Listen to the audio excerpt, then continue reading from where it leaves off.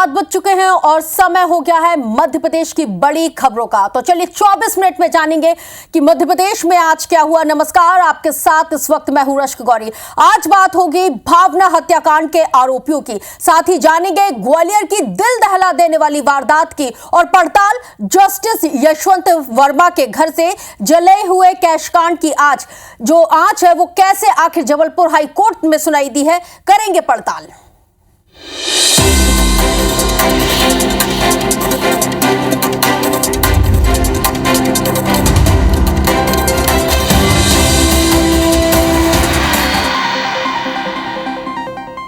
तो देखिए, बुलेटिन की शुरुआत करेंगे आज की सबसे बड़ी खबर के साथ, जो इंदौर से भावना हत्याकांड के आरोपियों को पुलिस ने आखिरकार गिरफ्तार कर लिया है। गिरफ्तारी के बाद इसमें ऑनलाइन सट्टे के कनेक्शन का भी इसमें खुलासा हुआ है। क्या है ये आखिर पूरा मामला, इस रिपोर्ट के जरिए समझिए।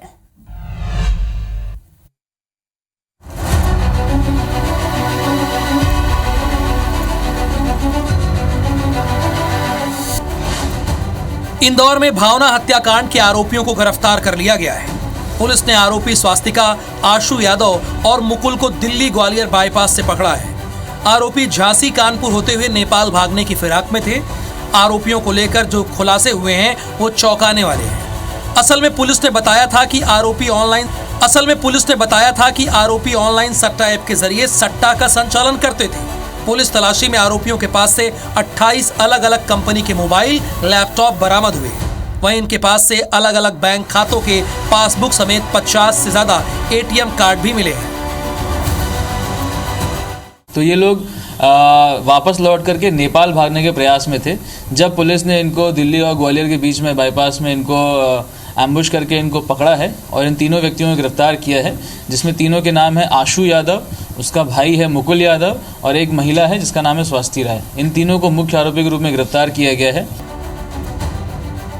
ये गिरफ्तारी पुलिस के लिए एक बड़ी चुनौती बनी हुई थी। 7 दिन तक पुलिस इंदौर से लेकर भोपाल और प्रदेश के दूसरे शहरों में आरोपियों की तलाश कर रही थी। जैसे ही आरोपियों की सही लोकेशन पुलिस को मिली, इसके बाद पुलिस ने आरोपियों को दिल्ली ग्वालियर हाईवे से गिरफ्तार कर लिया। आरोपी यहां से झांसी कानपुर के रास्ते नेपाल भागने की फिराक में थे। पुलिस पूछताछ में आरोपियों ने बताया कि शराब पार्टी के दौरान तेज गाना बजाने को लेकर विवाद हुआ था और इस विवाद में आरोपी मुकुल ने भावना पर गोली चलाई थी। तो गानों की बात को लेकर के कुछ विवाद हुआ, जिसमें आवेश में आकर के मुकुल के द्वारा फायरिंग करी गई थी, जिसमें इस महिला को गोली लगी थी और उसके बाद में उसकी हत्या हो गई, उसकी मृत्यु हो गई थी। इस प्रकार से तीनों की सहभागिता रही है इस हत्याकांड में। इनके घर से हमें लगभग 28 मोबाइल, लगभग 60 से अधिक बैंक अकाउंट के पासबुक, 50 से अधिक हमको एटीएम कार्ड, लैपटॉप्स ये बरामद हुए हैं। एंड इन सभी अकाउंट्स में काफ़ी लाखों की संख्या में जो कैश है वो भी सीज करवाया गया है। भावना का मर्डर मिस्ट्री बन चुकी थी, लेकिन पुलिस की मुस्तैदी और आरोपियों की गलती से अब ये सलाखों के पीछे है। जरूरी है इन पर ऐसी कार्रवाई की जाए कि ये नजीर बन सके, जिससे अपराधियों में खौफ पैदा हो। अब इस पूरे मामले से एक और जांच शुरू की गई है। ऑनलाइन गेमिंग से जुड़ी हुई इस जांच में आगे क्या क्या खुलासे होते हैं वह तो देखना होगा, लेकिन एक बड़ा रैकेट जो है वो पुलिस को इस हत्याकांड के माध्यम से भी हाथ में लग गया है। हालांकि अब पुलिस तीनों आरोपियों से पूछताछ कर रही है और न्यायालय में उन्हें पेश कर उनकी रिमांड ली जा रही है।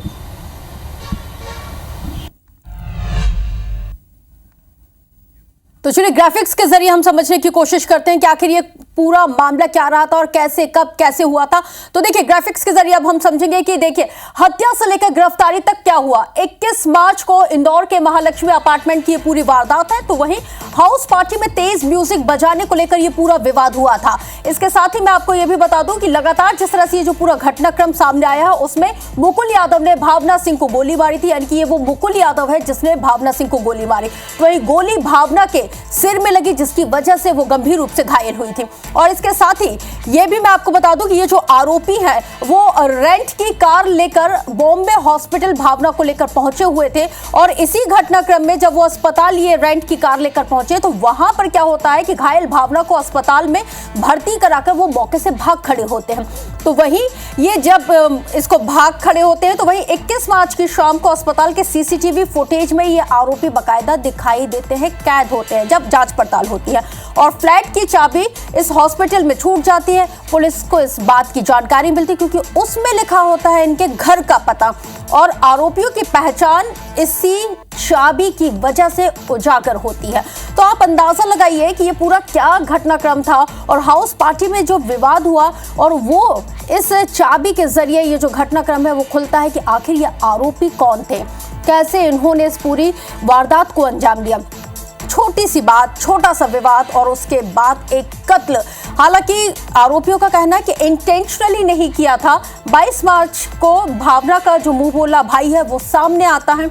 इसके साथ ही वो उसकी अंत्येष्टि करने का यहाँ पे दावा करता है और बात भी करता है 24 मार्च को सीसीटीवी फुटेज में निपानिया इलाके में कार छोड़कर ये आरोपी जाते हुए भी देखे गए हैं, कैद हुए हैं। इसके साथ ही 24 मार्च को लुकआउट सर्कुलर जारी होता है और उसके बाद इनकी पतासाजी बहुत युद्ध स्तर पर की जाती है। 25 मार्च को रेडिसन चौराहे पर टैक्सी से उतरते हुए वीडियो भी सामने आता है रेडिसन चौराहे से और इसके साथ ही 7 दिन तक पुलिस इंदौर से लेकर भोपाल तक इनकी तलाशी करती है, पतासाजी करती है, हर एक ठिकाने पर छापामार कार्रवाई की जाती है। और फिर उसके बाद देखिए कि 26 मार्च को आरोपियों पर 10,000 रुपए का इनाम और लुकआउट सर्कुलर जारी किया जाता है और आरोपी इंदौर से भोपाल पहुंचे हुए थे, टैक्सी से हिमाचल के कसोल भी गए हुए थे क्योंकि इनकी लास्ट जो लोकेशन थी वो भोपाल ट्रेस हुई थी। 27 मार्च को नेपाल जाने की फिराक में थे, यानी कि आज ये नेपाल भागने की फिराक में थे और फिर ये आ जाते हैं पुलिस की गिरफ्त में क्योंकि पुलिस की एक नहीं, दो नहीं, कई टीमें लगातार ताबड़तोड़ जहां जहां से इनका नेक्सस का पता चल रहा था वहां वहां ताबड़तोड़ छापेमारी दे रही थी।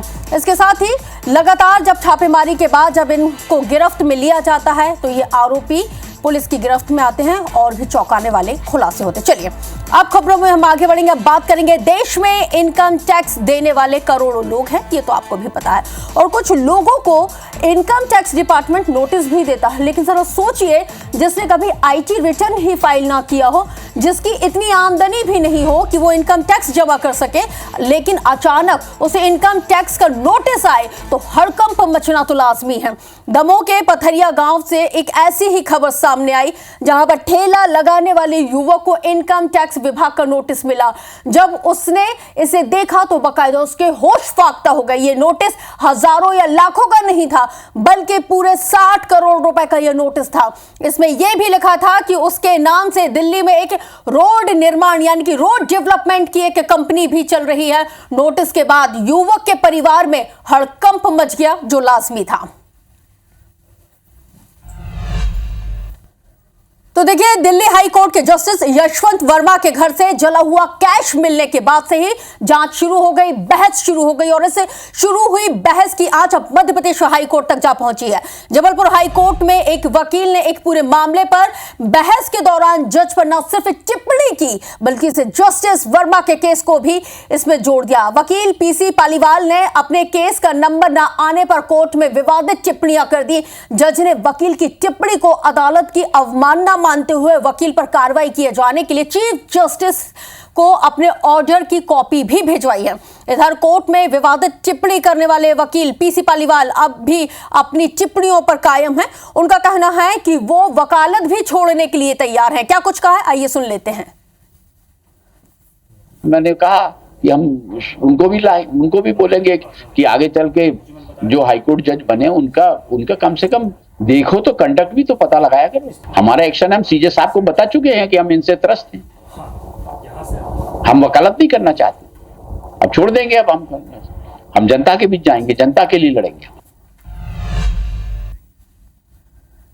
तो देखिए मध्य प्रदेश में कांग्रेस विधायक राजेंद्र सिंह ने विवादित बयान क्या दिया। सतना में कार्यकर्ता सम्मेलन के दौरान उन्होंने साधु संतों और महामंडलेश्वरों की तुलना सांड से कर दी है। बयान के सामने आते ही सूबे में सियासी पारा भी गर्म हो गया है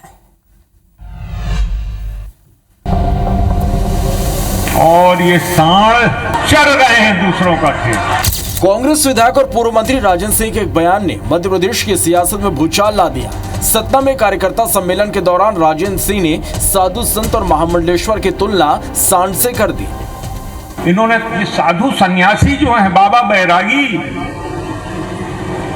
महामंडलेश्वर, इनको छोड़ दिया है जनता के बीच में। जाओ प्रवचन करो, भाजपा का प्रचार करो, हिंदुत्व की बात करो, सनातन धर्म की बात करो,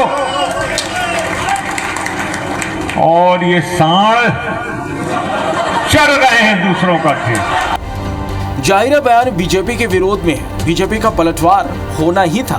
मध्य प्रदेश सरकार के कैबिनेट मंत्री विश्वास सारंग और बीजेपी विधायक रामेश्वर शर्मा ने राजेंद्र सिंह और कांग्रेस पर तीखा प्रहार किया। राजेंद्र सिंह जी सबसे सभ्य, सबसे सौम्य और सबसे सरल आदमी माने जाते थे, लेकिन या तो ये कहिए कि कांग्रेस में उनकी उपेक्षा के कारण वो थोड़े से दिग्भ्रमित हो रहे हैं और इस तरह का जवाब और इस तरह का स्टेटमेंट दे रहे हैं। साधु समाज पूज्य हैं, वंदनीय हैं। दुर्भाग्यपूर्ण तो है ही, पर इससे बड़ा कृत्य कुछ नहीं हो सकता। हर समय हिंदू देवी देवताओं का अपमान करना, हिंदू मतावलंबियों का अपमान करना, हिंदू साधु संतों का अपमान करना, कांग्रेस क्या हिंदू समाज को समाप्त करने की चाल चल रही है। विवाद के बढ़ते ही कांग्रेस विधायक राजेंद्र सिंह ने फौरन बयान पर सफाई दे दी। उन्होंने कहा कि मैंने सांड की बात कही, ये सिर्फ उपमा थी, व्यक्तिगत अपमान का सवाल ही नहीं उठता। सब अपने अपने तरीके से व्याख्या कर रहे हैं। मैं खुद सनातन में आस्था रखने वाला हूँ। मैंने ये कहा था कि जो साधु महात्मा संत महामंडलेश्वर जो भाजपा का प्रचार कर रहे हैं वो निंदनीय है, और जो मैंने सांड की बात कही थी वो एक उपमा है। किसी व्यक्ति के व्यक्तिगत अपमान का तो सवाल ही नहीं उठता है, किसी मैंने व्यक्तिगत मानहानि की हो। भले ही राजेंद्र सिंह ने अपने बयान पर सफाई दे दी हो, लेकिन बीजेपी को उससे एक मुद्दा जरूर दे दिया। अब देखना होगा कि कांग्रेस इस मुद्दे को कैसे हैंडल करती है। Bureau report, IBC 24। चल रहे हैं। तो देखिए, मध्य प्रदेश के सबसे भरोसेमंद debate show face to face Madhya Pradesh में आज रात 8:30 बजे इसी बेहद ही अहम मुद्दे पर देखिए बड़ी बहस, साधु सियासत सांड खुली जुबान हुआ कांड, मेरी सहयोगी आकांक्षा पांडे के साथ। तो चलिए अब आगे बढ़ेंगे। बात मध्य प्रदेश कांग्रेस में एक बार फिर से गुटबाजी खुलकर सामने आई है। गुटबाजी ऐसी कि पीसीसी चीफ जीतू पटवारी को मंच से कांग्रेस के दिग्गज नेताओं से हाथ जोड़कर आग्रह करना पड़ गया। जीतू पटवारी ने कांग्रेस के वरिष्ठ नेताओं से यहां पर कहा है कि पिछली बार के छिलके उतारते रहेंगे तो अगली बार भी हमारा भविष्य सुधरने से रहा। आपसे हाथ जोड़कर आग्रह है कि पिछली बातें भूलकर आगे का भविष्य एकजुटता से बनाए। दरअसल सतना में कांग्रेस कार्यकर्ता सम्मेलन के दौरान पार्टी के वरिष्ठ नेता अजय सिंह ने कांग्रेस में गुटबाजी और आपसी झगड़ों पर खुलकर अपनी बात को रखा। उन्होंने कहा कि मुझे सतना से चुनाव किसने हरवाया ये सभी को पता है।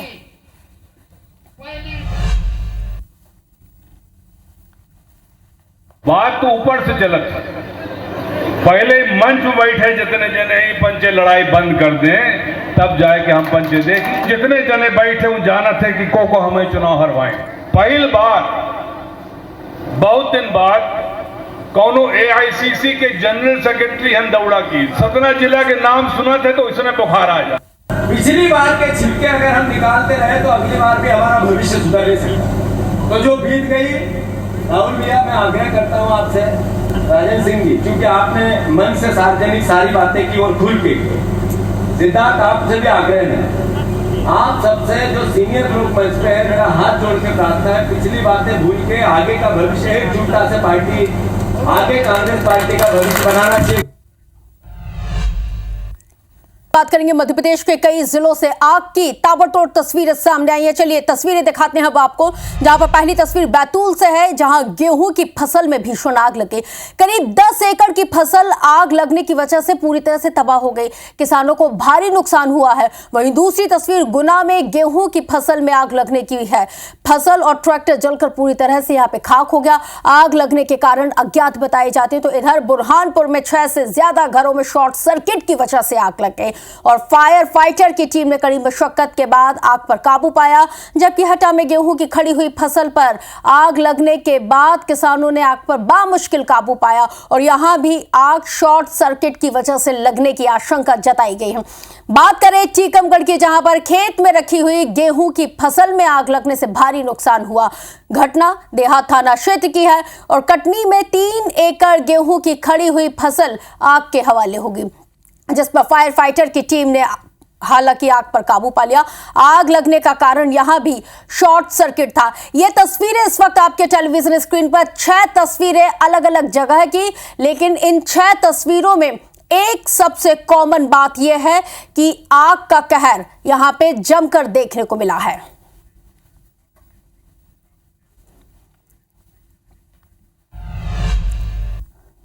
तो चलिए इसी खबर के साथ मैं रश्क गौरी आपसे लेती हूं इजाजत, लेकिन IBC 24 पर खबरों का सिलसिला नॉन स्टॉप जारी, क्योंकि सवाल आपका है।